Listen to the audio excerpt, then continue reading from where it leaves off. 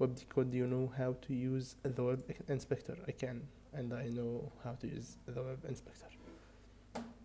Let's start the machine. Okay, let's try to find the flag. Let's see the page source first. We have what? We have this, we have this image, I have style.css. Try inspecting the page, you might find something. Let's see if we can find something. What's this?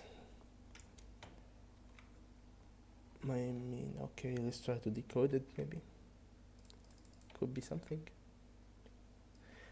Okay, we're gonna take a fifth one because you know it's not even a challenge.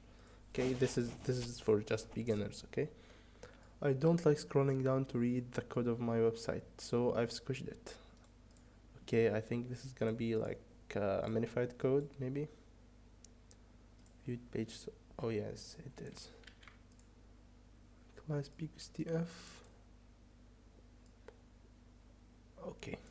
Okay, we're gonna take another one. I'm sorry. Let's go IntroToBurp. This will be the last one, I promise. But let's see.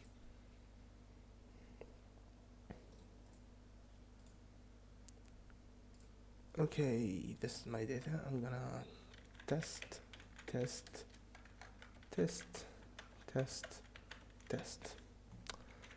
It says we're gonna need burp, so let's intercept the request.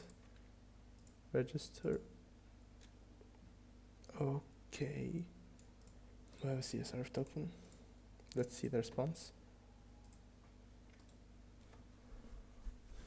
It doesn't wanna reply to me. Oh,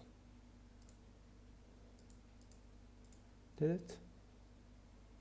I think it. Okay, it gives me a session cookie and forwards me to /dashboard. Okay, enter OTP. Let's try to test with like this.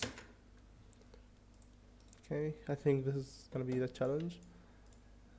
Let's see, invalid OTP. Okay, what if we remove this? What if we remove the parameter itself? Okay,